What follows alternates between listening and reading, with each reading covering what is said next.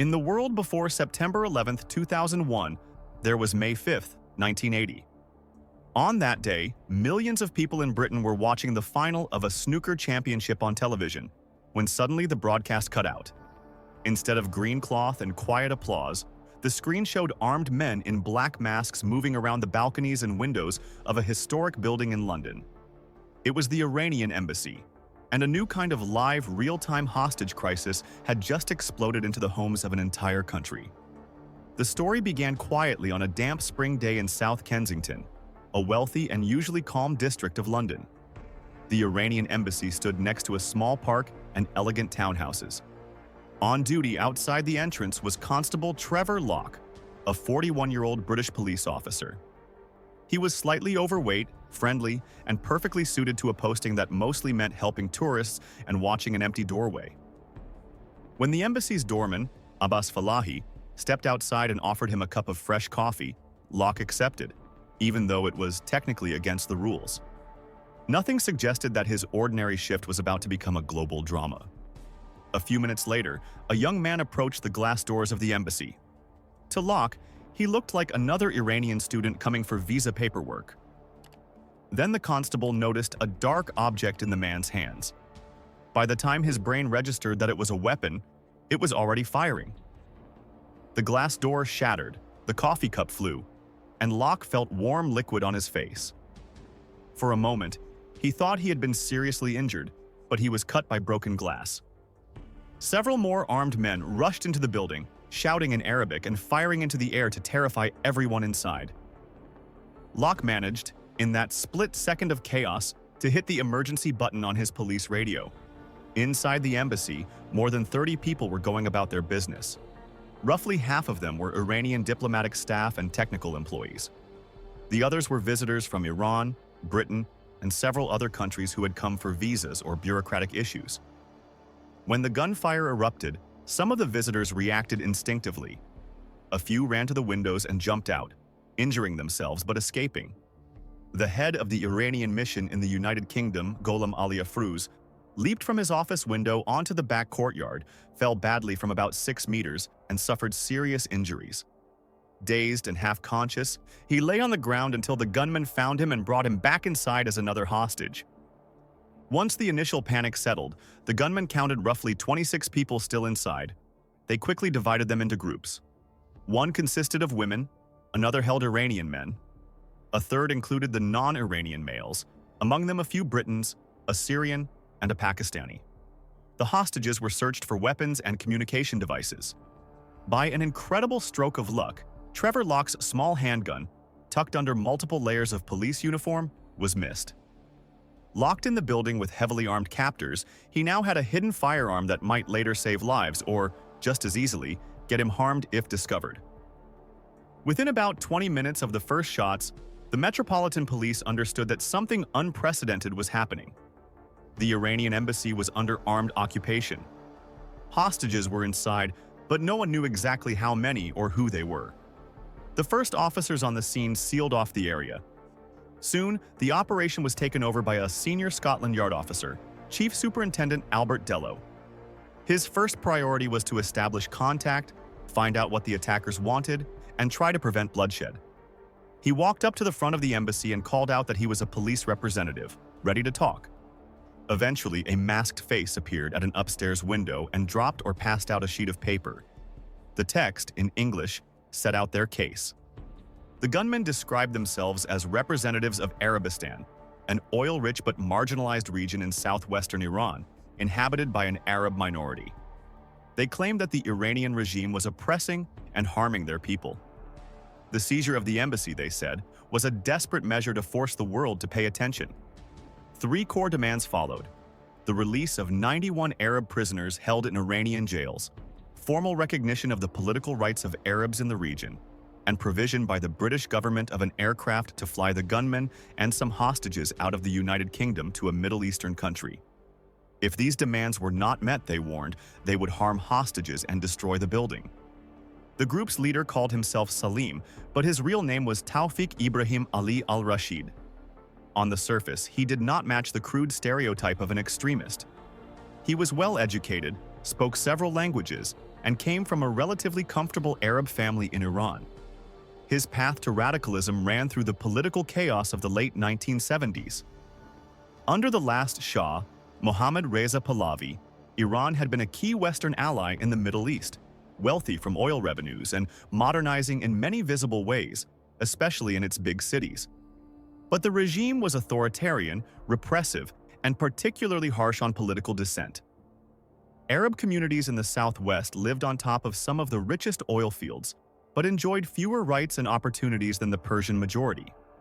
During the build-up to the Islamic Revolution, many young Arabs in Iran, including Tawfiq, joined protests against the Shah. They imagined that his fall and the rise of Ayatollah Khomeini's new Islamic government would bring justice and some form of autonomy to their region, often called Arabistan by activists. Instead, the new regime tightened control. Demonstrations by Arabs were suppressed with force. In some incidents, the number of casualties reached into the hundreds. At one point, Tawfiq's brother perished during clashes with security forces.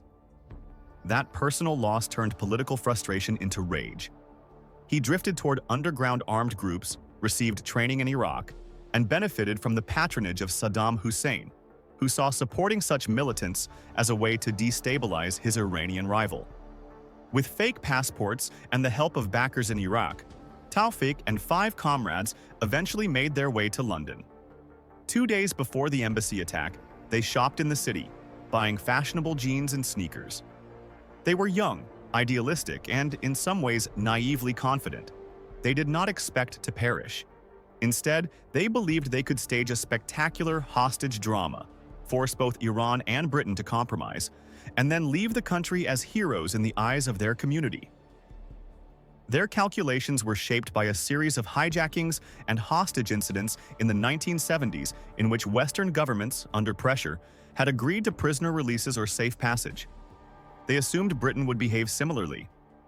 They were wrong. Among the hostages taken that first day were 2 employees of the BBC, sound engineer Sim Harris and producer Chris Kramer. They had come seeking visas and now found themselves sitting on an office floor with gun barrels pointing at them. Harris, after the first shock passed, began to study his captors. He noted their new clothes and their informal behavior. It was clear, he later recalled, that several of them were educated and not hardened guerrilla veterans. Meanwhile, the tension inside the embassy was paralleled by high-level anxiety outside.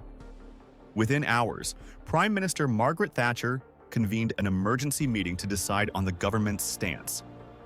Thatcher had been in office for less than a year and had not yet earned the enduring nickname, the Iron Lady. But her response to this crisis would help define that image. Her position was uncompromising. The hostages, she insisted, must be freed if possible and the loss of innocent life minimized. Yet under no circumstances would armed men who had committed crimes on British soil be granted safe passage out of the country. They would be dealt with in Britain by British law, or by British force if necessary. This directive sharply limited the room for maneuver for negotiators like Dello. The demands of the gunmen could not be met.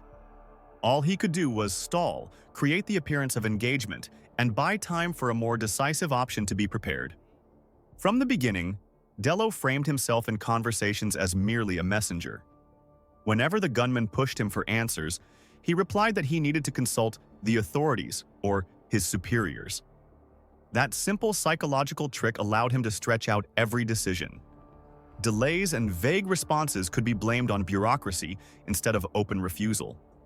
At the same time, police cordoned off the area, evacuated neighboring buildings, and placed armed officers and snipers on nearby rooftops. All the while, no one outside truly knew how many hostages were inside, where they were being held, or how heavily armed the attackers were. Inside the embassy, the atmosphere on that first day was a complex mix of fear and strange, fragile normality. The gunmen, while dangerous and tense, were not constantly brutal. They treated women more gently and were surprisingly polite to some non-Iranian hostages. They apologized for the ordeal, shared food found in the embassy kitchens, and offered basic medication when someone felt unwell. But the psychological pressure was immense. One young female embassy employee could not stop crying and sometimes fainted. The hostages appealed for a doctor, but the police refused. Sending a medic inside would simply create another hostage. Eventually, by claiming she was pregnant, colleagues persuaded the gunmen to release her. When she reached safety, she was so shocked that she could provide almost no useful information about what she had just lived through. Communication inside the building was further complicated by language barriers. The gunmen spoke Arabic, most Iranian staff spoke Farsi, and the British and other foreign hostages used English. Only a few people could bridge those gaps. Among them, one man became especially important: journalist Mustafa Karkuti, of Syrian and British background, who spoke both Arabic and English. He soon found himself acting as an informal interpreter between the gunmen, the other hostages, and the outside world. Under threat, he helped them express their demands to foreign media and indirectly to governments. Late in the first night of the siege, a convoy of ordinary-looking vehicles pulled up near one of the buildings adjoining the embassy. Out stepped around 24 men wearing jeans, jackets, and caps, carrying large sports bags. To a casual observer, they might have looked like a group of tourists or workers. In reality, they were members of the British Army's Elite Special Air Service, or SAS. During the 1970s, this secretive unit had developed expertise in counter-operations, but up to that point, most high-profile hostage crises had ended through negotiation or surrender before a full-scale rescue assault was required. Inside nearby premises, away from cameras and the crowd, the SAS began to plan what they called Operation Nimrod. By the second day, the initial 24-hour ultimatum set by the gunmen was expiring. They had threatened to begin harming hostages if their demands were not met. The British government had no intention of conceding. The gunmen, meanwhile, were using the building's telephones to communicate not only with the police but also with outside media. At one point, they gave interviews to the BBC, emphasizing their political cause and repeating their demands. For Dello and his team, that uncontrolled access to the outside world was a major problem. Negotiation works best when one side controls the flow of information and the timing of communication. The police responded by cutting all the embassy's external lines. Of course, they needed to maintain some channel for contact, so after staging a technical problem story, they provided a new telephone set that could connect only to the police. It had a short cord, forcing the gunmen to keep it on the ground floor near a window. That small detail would later be crucial for assault planning. Even as they were being contained in this way, the gunmen tried to show small gestures of flexibility. They announced they would release another hostage, citing illness. The chosen man was BBC producer Chris Kramer. Kramer had developed stomach pains and serious illness, collapsing on the floor. The gunmen had given him pills, but he had not improved. As it later emerged, he had consciously exaggerated his symptoms, understanding that previous releases had been justified on health grounds. Eventually, they carried him outside and left him on the pavement, where police and paramedics collected him. Once stabilized, Kramer was able to provide the first detailed insider account. The approximate number of hostages, confirmation that there were 6 gunmen, descriptions of their weapons and explosive devices, hints that more explosives might be present, and an important revelation that Constable Locke still had a concealed handgun. This intelligence fundamentally changed the way the authorities and SAS saw the building. Meanwhile, the siege was turning into a major media event. Television vans, satellite dishes, and reporters from around the world crowded the streets. Some journalists hired nearby flats to film from upstairs windows. It was said that not since the coronation of Queen Elizabeth II, almost 30 years earlier, had such a concentration of media descended on a single London street. The hostage crisis at the Iranian Embassy became one of the first events of its kind to unfold almost continuously on live television, a real-time saga in which both the public and the participants could sense that the eyes of the world were on them. As hours stretched into days, the psychological dynamic inside the embassy began to shift in subtle but powerful ways. Many of the hostages, at first purely terrified, gradually started to better understand the personalities of their captors. Some gunmen showed nervousness and insecurity. One, named Fauzi, was consistently polite and attentive to the needs of the women. Leader Taufik sometimes sought the advice of hostages like Locke and Karkudi when he needed translations or when he wanted to gauge how likely it was that the authorities would ultimately accept his demands. At the same time, frustration with the outside world grew among those trapped inside. The gunmen's demands were, at least on paper, clear: release prisoners, acknowledge Arab rights, and provide a plane. The response from the authorities, as filtered through the negotiators, seemed evasive and endlessly delayed. To some hostages, it felt as though the police and government were playing a cold strategic game, gambling with their lives. In contrast, they had to live in the same rooms as the gunmen, eat the same food, listen to their stories, and depend on their mood swings. Slowly, a disproportionate sense of identification with the captors began to take root. This pattern had been seen before. Only 7 years earlier in Stockholm, Sweden, during a 6-day bank siege, hostages had surprised investigators by expressing sympathy and even affection toward their captors. They came to view the police outside as a threat to their survival, while the armed individuals inside had, in their eyes, chosen not to harm them. Psychologists later named this phenomenon Stockholm Syndrome. In London, a version of the same process unfolded. When negotiations stalled or when the police refused to broadcast certain messages, some hostages became angry not at the men with the guns but at the authorities supposedly trying to save them. Strangely, a mirror image seemed to arise on the other side. The gunmen, who had come expecting to use hostages as bargaining chips, began to form emotional ties to certain individuals. Prolonged proximity, shared meals, and late-night conversations about politics and personal histories humanized the victims in their eyes. This partial softening later made it harder for them to carry out their own threats. Years later, analysts would use the term Lima Syndrome, named after a different hostage crisis in Peru, to describe cases in which captors develop empathy for their captives. In the embassy, that unspoken bond probably saved lives, at least for a time. While these psychological currents swirled inside, the SAS methodically prepared outside. In a basement of a nearby building, officers and planners studied architectural drawings of the embassy and the adjoining properties. They built a scale model of the interior, then, on a training ground, erected a 2/3 size replica of the building to rehearse potential assaults. Various scenarios were evaluated: intercepting the gunmen and hostages in a bus on the way to the airport, storming an aircraft on the runway, or attacking the embassy itself through doors, windows, and roof. Each option carried rough probability estimates of success. None was reassuring. Even the best case suggested less than a 50% chance of rescuing all the hostages alive. Yet, as the government's resolve hardened, it was increasingly clear that at some point, a forceful resolution might be necessary. On one tense night, Taufik announced to the Iranian male hostages that the group would seriously harm one of them as a lesson to the authorities. He gave them 40 minutes to choose who it would be. As time passed, one man suffered a heart attack and lay on the floor, barely conscious, but no violence took place. The threat hung in the air.